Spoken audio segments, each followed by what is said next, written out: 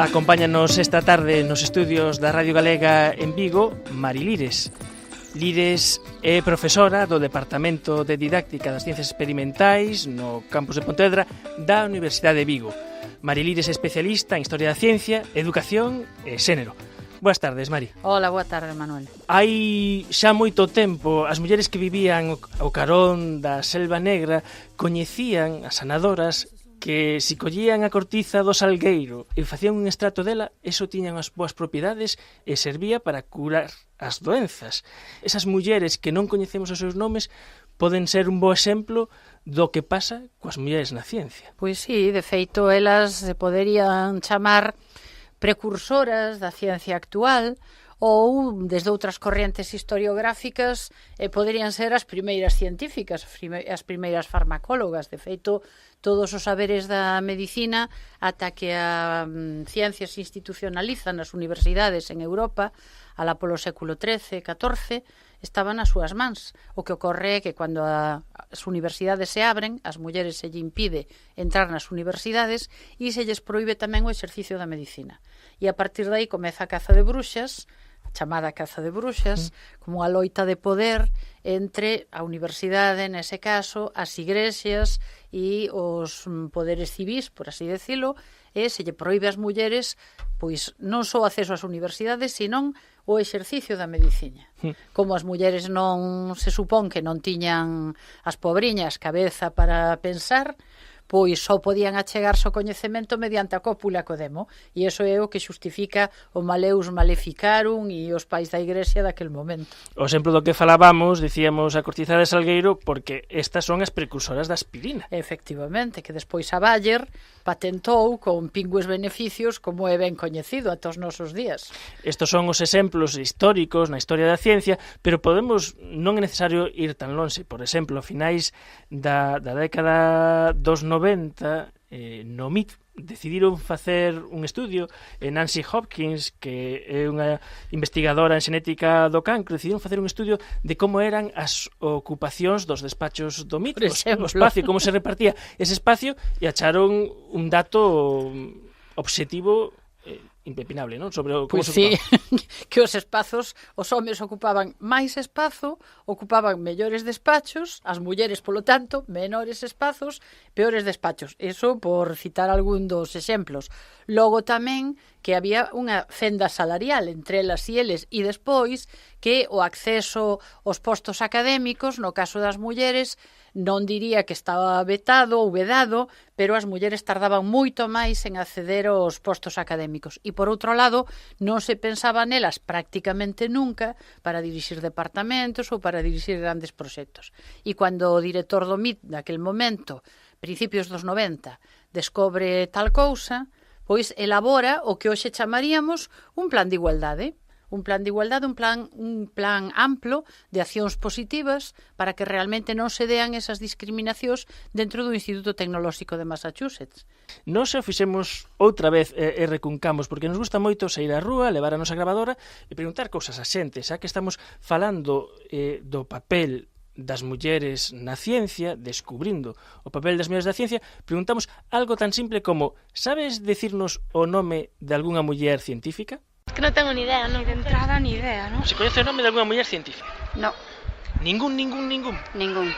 Yo ahora mismo Marie de momento Curie, no. non era esa unha delas. Sí. Marie Curie. Sí, Madame Curie. Por ejemplo, Madame Curie. Gallega ya no hay una. Pues Madame Curie, no se me ocurre otra, ¿eh? No me acuerdo ahora del nombre. Que fue discípula de aquel que estuvo tantos años en América, mujer. La típica Madame Curie. Venga, vale, xa estás na media agora. Bien, ahora alguna más. Algunha máis, Hipatia de Alejandría. Están poniendo los colorados aquí. Unha vergonza. Non vale mirar no móvil, En internet, mira ahora, mira. Mira, a ver que sae, vale, mira. En Google. A ver, mira en Google, a ver que sae. Poñemos mulleres investigadoras, poñémoslo en galego. Galego, por exemplo. Investigadoras científicas. Científicas.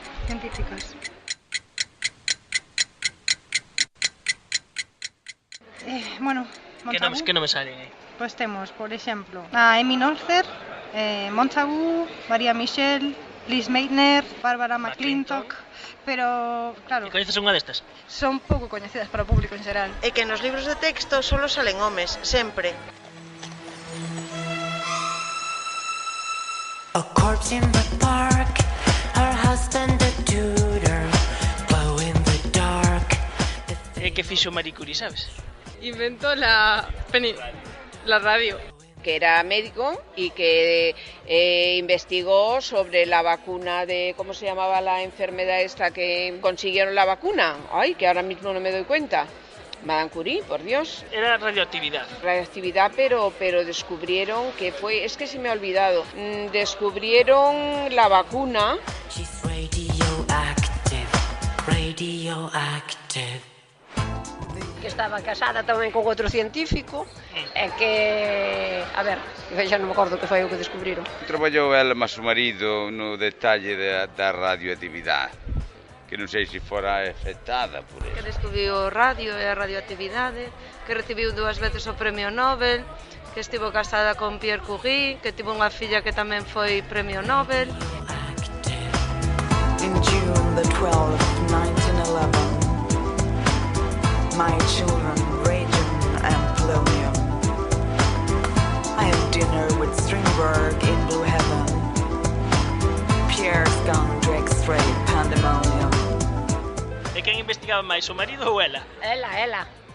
Monarchy of Sweden, the laureate Marie Curie. Marie Curie. Aí está, e tiña razón. Tiña.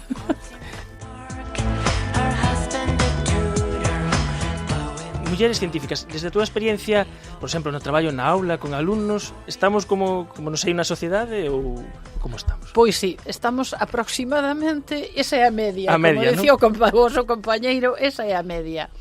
As miñas alumnas de Magisterio comentábanme hai un par de semanas que agora mesmo hai libros de texto nos que Marie Curie non aparece. Cousa que hai 10 anos era impensable. Calquera diría que estamos na España da igualdade, pero resulta que os libros de texto van por outro lado. Estou dando un curso de Historia da Ciencia e das Técnicas na Universidade de Vigo, a profesorado en exercicio, e aí si se coñecen algunhas máis.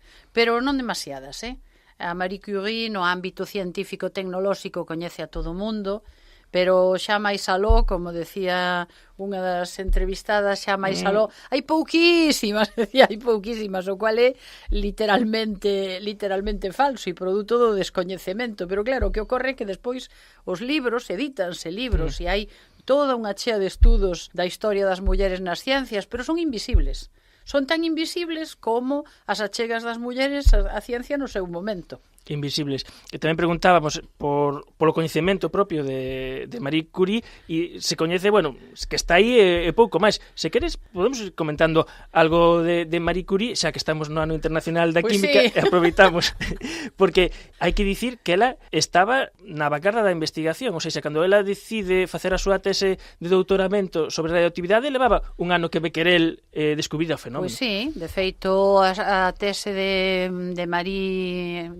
Mania, que así se chamaba, Mania Sklodowska, que porque despois afrancesou o nome, claro. Afrancesou o nome porque en Francia, bueno, non sei cuáles serían as súas conviccións, pero que sí é certo é que en Francia coñecían despectivamente como a polaca. Imagino que produto diso, e seguramente tamén polo seu convencimento, cambiou o seu nome a Marie e despois adoptou o apelido do seu home como correspondía na época. Pero, de feito, foron tan pioneiras as súas investigacións que mesmo o seu home, Pierre Curie, que parece que era un home, eu sempre o digo, parece que era un home bastante sensato e con bastante sentido da igualdade e que admiraba moito a capacidade da que despois foi a súa muller, Pierre Curie abandona as súas investigacións sobre a piezoelectricidade, sobre as relacións entre paramagnetismo e diamagnetismo, para colaborar con Marie nas investigacións dela. E non ao revés, como se adoita dicir nos libros de texto. Ademais, só traballaron xuntos 10 anos. Efectivamente, 10 anos. Inda que despois o que aparece os traballos do matrimonio Curie. Oiga, traballaron 10 anos, pero 10 anos en conxunto, pero desde que morreu Pierre Curie hasta que Marie morreu pasan pasan anos, ainda pasan unhas décadas.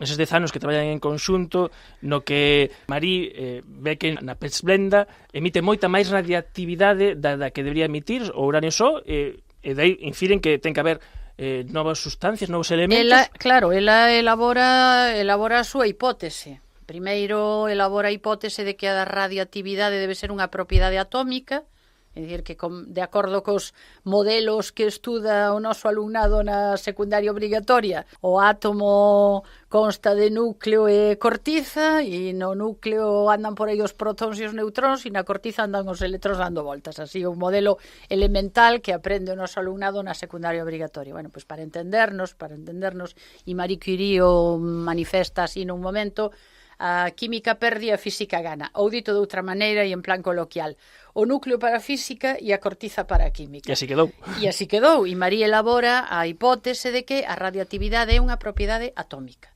E iso é novedosísimo, claro, para a época casi impensable.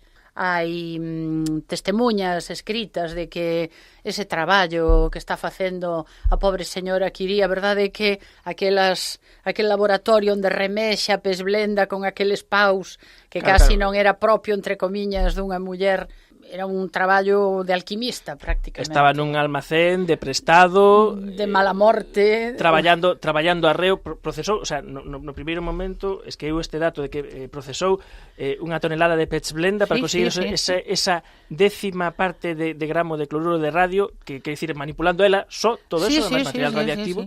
Material radioactivo sin ningún tipo de protección, porque se descoñecían os efectos perniciosos, cunha constancia e sobre todo cunha clarividencia de investigadora que senón non a tería levado aínda, que despois, como sempre, a interpretación que se fai é que Marie Curie era moi traballadora, pero en fin, non era moi brillante teóricamente. A desautorización esa que acompaña as mulleres na ciencia ata os nosos días, ata os nosos días. Incluso teño lido que a libreta onde Marie Curie tomaba as súas notas agora non se pode ver sin protección das doses de radioactividade. Efectivamente. E aí chegou o primeiro premio Nobel compartido con Pierre e compartido con Becquerel. Pero, segundo testemunhos tamén fiables, foi Pierre o que pelexou ca Academia Sueca para que Marie entrase no premio Nobel. Porque realmente o premio Nobel, a Academia Sueca iba a ayudar a Pierre Curie e a Becquerel. E Pierre Curie di que se non entra Marie, que é realmente a que ten o maior mérito, que entón non hai premio Nobel, que non o recolle. O primeiro premio Nobel compartido con Pierre, e logo pasarían 8 anos despois. Xa Pierre desaparecera, Pierre morreu en 1906, quero recordar, famoso episodio atropelado por un carro, un coche de cabalos. No 1911 Marie recibe en solitario o premio Nobel polos descubrimentos do polonio e do radio. Daquela tamén abondaba o que chamamos hoxe prensa rosa, era a prensa escrita. Amarela, máis ben. Amarela, bueno, sí, moi amarela. Claro, non era televisiva, pero si era escrita, e de feito sei que se fixeron públicas unhas cartas de Marie con outro científico, unhas cartas de contido amoroso que se fixeron públicas para desgraza deles, e de feito a Academia Sueca mandou ou fixo unha nota ou unha carta dicindo que de ter coñecido estes datos nunca tería recibido Marie o premio Nobel. A ver, a Academia Sueca tiña que quedar por riba do ben, do mal e mesmo do regular. Claro. E a Academia Francesa non lle concede a entrada na Academia de Ciencias por un voto.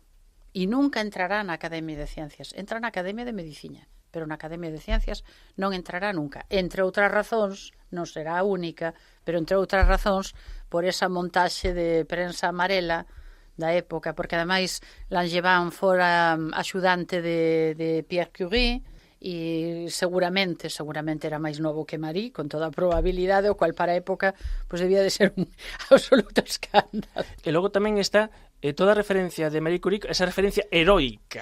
Sí, esa vida, a vida heroica. De feito, o libro que edita a súa filla Eve chámase así, A vida heroica de Marie Curie.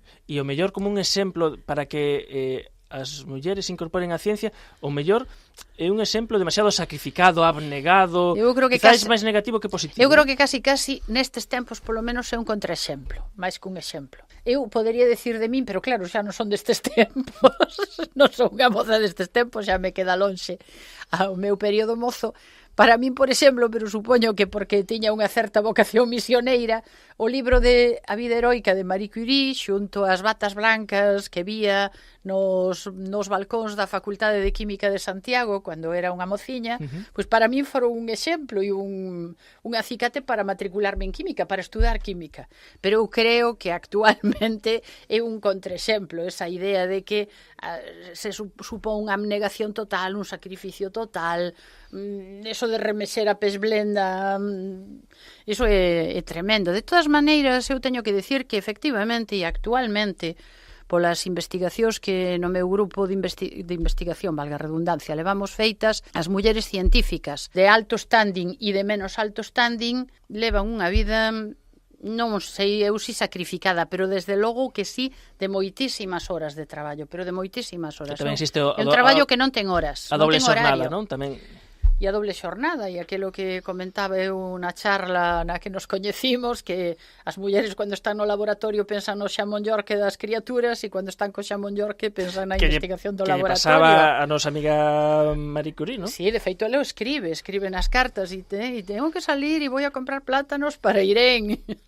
Cando paseamos polas rúas, se nos fixamos nos nomes das rúas, podemos aprender moitas cousas, moita historia, e probablemente nos pase que estamos comentando neste programa, que vexamos pois moitos nomes de varóns e poucas de mulleres, e hai iniciativas que o que fan é que eses paseos se convertan en paseos de historia, paseos entrañables, e que vexamos as mulleres que están nas rúas. Unha destas iniciativas é a iniciativa Ferrol en Feminino, que coordinou Rosa Millán, que é técnica da Casa da Muller de Ferrol, agora xubilada. Moi boas tardes, Rosa. Hola, que hai? Bueno, me dá un gusto oír a Mari. Hola. Hola, Rosa.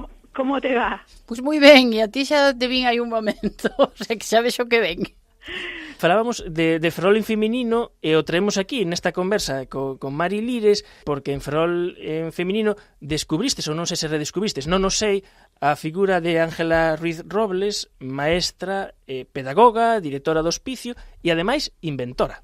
En Ferrol en femenino, en el trabajo de investigación que hicimos, en ese intento de abrir la historia a cómo las mujeres sostienen la vida, la cultura y la civilización y hacen ciudad, nos encontramos con el personaje de Ángela Ruiz Robles, que era directora en el hospicio, y además luego la constante también de estar también en la escuela obrera gratuita, siempre en una preocupación de enseñar a las personas, a los chicos y chicas necesitados, y luego el ser la inventora. Fue inventora del primer mapa lingüístico de español, de la máquina taquimecanógrafa y de la enciclopedia mecánica, que sería la precursora del libro digital de ahora. Hai que dicilo ben alto, sí. A idea original do libro electrónico, do libro interactivo que cambian os contidos é un invento patentado, registrado e por documental dunha profesora ferrolana, Ángela Ruiz Robles. Ángela Ruiz Robles, sí, porque en el 71 un señor de Illinois que había sido el precursor y no, o sea, fue Ángela Ruiz Robles, la patente es de 1949 y la enciclopedia digital está en el Mupega, se puede ver allí, en el Museo Pedagógico en Santiago, y se puede ver la enciclopedia. Una enciclopedia en la que lleva unos rodillos en el que aparecen las asignaturas, es con luz, tenía la posibilidad de ponerse con unos lentes, incluso para las personas que tuvieran dificultades en la lectura, se podía cambiar de lentes, se cambiaban los carretes para que apareciera las diferentes asignaturas, o sea que... Coa tecnoloxía da época, era o concepto que temos hoxe de libro electrónico, coa tecnoloxía, obviamente, da época. E Seica que recibiu incluso ofertas de vender la patente. Sí, en el 70, en una reunión que hay en Madrid de Inventiva, se le ofrece llevar la patente a Estados Unidos, pero ella dice que no, que Ferrol es su cuna. Entonces, en el 62, cuando tiene 67 años, la hacen una entrevista en el Correo Gallego y la preguntan que cómo surge la idea. Y Ángel responde que los libros mecánicos proporcionan muchísimas ventajas, el mío ha sido ideado para todos los idiomas y facilitar grandemente el trabajo de profesores y alumnos. Ella pensaba en eliminar, el quitar el peso de las carteras y en dar un método que sirviera para profesores, pedagogos y especialistas. Rosa Millán, coordinadora de Ferrol en Femenino, moitas grazas por apuntarnos a figura de Ángela Ruiz Robles. Cuando queráis estoy a vuestra disposición y encantada de escucharte. Igualmente. Hala, hasta otra. É complicado investigar nesa tarefa que tedes de investigación da ciencia, buscar documentación do papel das mulleres científicas. Neste caso estábamos agora falando de Curie, pero vos fixestes un seguimento de toda unha, non sei se chamar escola ou non, mellor xeración. Nós chamamos unha xenealoxía de mulleres en ciencia nuclear. Xenealoxía de mulleres en ciencia nuclear. É difícil, en algúns casos, atopar documentación, incluso hainas que tan siquiera é imposible atopar unha foto delas. Pois sí, por exemplo, de Jadwiga Smith, unha polaca, unha muller polaca que traballou con Marie Curie e que coinventou co seu home pois o primeiro oscilógrafo, traballou na televisión e ademais foi unha muller moi importante no Instituto de Física de Leningrado e traballou con Marie Curie, traballou con Rutherford, pero, sin embargo, nin atopamos, nin achamos, nin encontramos unha foto, nin un grabado, nin nada que nos dea unha imaxe desta muller. En esta xenealoxía de mulleres nucleares ou de investigadoras en ciencia nuclear, hainas de todos os signos. Por exemplo, hainas que participaron no proxecto Manhattan moi activamente, como Gopper-Meyer, ou científicas como Lise Meitner, que decidiron ese proceso non poñerse ao servicio deste proxecto. Efectivamente, hai todo un conxunto de mulleres, non sabemos aínda cantas, porque aínda estes días pescudando pola rede adiante e en institutos norteamericanos que máis onde máis se encontran os estudios de ciencia e xénero, ainda descubrimos mulleres que aínda non coñecíamos. Pois, por exemplo, Darlene Holloway, que descubriu os elementos transuránidos. Nunca escoitáramos falar dela. Non, na vida. Nunca na vida, nin de todas estas que temos aquí no libro, nunca aparecerá. O libro, decimos, Las científicas y su historia en el aula, editada por Síntesis. Que libro invisible. Libro invisible. Bueno, hai un bo material para traballar todo isto que estamos falando, que son as súas autoras María Álvarez Lires, Teresa Nuño Angós e Nuria Solsona Pairó. Pois descubrimos o que che decía, pois outra muller que é a inventora da fibra Kevlar, ou Kevlar, non sei exactamente como se pronuncia, que foi a que sustituiu o amianto nos traxes de bombeiros, refractarios ao lumen, as luvas que se utilizan nos laboratorios para os fornos, etc. E ninguén a coñece. E iso desto hai 15 días. O apaixoante que é a historia da ciencia. Nos contamos algunha vez a historia de Lise Meitner, non? Do descubrimento da fusión, e como Otto Hahn, que levou o Nobel, a fama e o recoñecemento inicial, ocultou, non, todos os traballos de Lise Meitner, toda esa correspondencia, e como Lise Meitner acabou como a parte esquecida da historia. Hubo unha especie de compensación poética cando se lle otorgou, creo que no 97, sí, un elemento, o nome dun elemento na táboa periódica. Sí. Pero outro día na palestra que diches sobre este tema, resulta que hai outra muller aínda detrás de Lise Meitner. Efectivamente, aínda máis descoñecida que Lise Meitner, que Ida Take Nodak, é máis coñecida polo apelido do seu marido, Nodak. Ida postulou a fisión nuclear, que realmente foi o que fixo Lise Meitner, foi a interpretación teórica da fisión nuclear. A fisión coñecíase, pero a interpretación teórica non. E ela fai a interpretación teórica, pois Ida fai a interpretación teórica antes e comunica a Lise Meitner e a Otto Hahn. E ni Lise Meitner nin Otto Hahn lle fan nin caso. Pero o que é máis grave, nunca máis se volven falar de Ida Nodak. Polo menos que eu coñeza, Hahn, por suposto, quedou co premio Nobel tan contento, e alá quedaron Lise Meitner, Strassmann, Fritz e obviamente Ida Nodak. Pero tampouco nos escritos de Lise Meitner coñezo, o cual non quere decir que non haxa, pero non coñezo ningunha referencia aí da Takenoda. ¿No harías bien en complacerle? ¿Yo? ¿Cómo? Dándole la mano de tu hija. ¿O es que no piensas casarla nunca? ¿Hipatia sometida a un hombre? ¿Sin libertad para enseñar? ¿O sin decir lo que piensa? ¿La filósofa más brillante que conozco, obligada a abandonar su ciencia? No. Sería como matarla. Es cierto, su trabajo es admirable.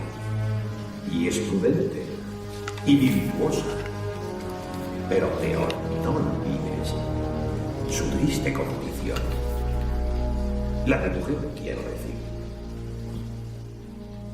Amenábar con Ágora fixo máis pola historia do coñecemento das mulleres científicas que moitísimos estudios sesudos. Pois sí, que tres décadas de estudos de ciencia e xénero.